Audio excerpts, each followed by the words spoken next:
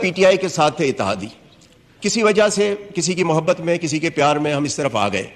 زرداری صاحب سے میری ملاقات ہوئی، بلاول صاحب سے.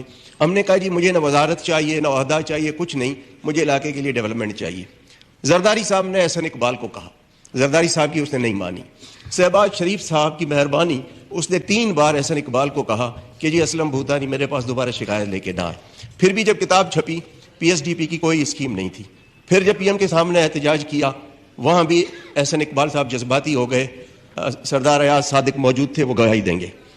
پھر سر جہاں سے نارملی ٹیلی فون آتے ہیں، ان کو میں نے ریکویسٹ کی کہ بھئی اگر آپ کے ٹیلی فون میں ابھی کوئی وزن ہے تو ذرا احسن اقبال کو کہو. تو پھر جا کے انہوں نے میری اسکیم ریفلیکٹ کی. سر یہ الیکشن سال ہے، الیکشن میں ہم نے لوگوں کے پاس جانا ہے.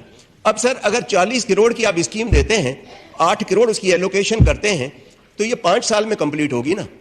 پتہ نہیں 5 سال بعد میں الیکٹ ہو کے آتا ہوں، احسن اقبال آتے ہیں، کس کی گورنمنٹ آتی ہے، کون ہے.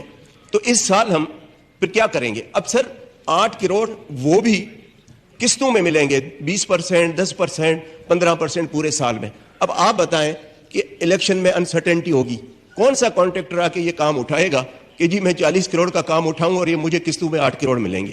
وہ بھی آخری سال میں یہ قسط کاٹ دیتے ہیں.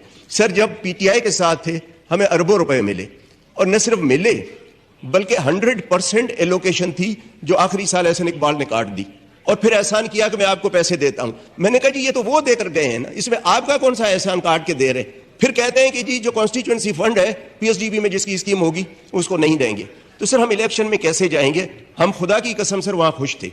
یہ زرداری صاحب کی محبت میں آ گئے. خواجہ صاحب آپ سنیں اور شہباز شریف تک یہ بات پہنچائیں. سر یہ 2 ووٹوں پہ حکومت ہے، اتنی مغروری اگر 10 ووٹوں پہ ہوتی تو آپ تو کسی کو کھنگالتے بھی نہیں.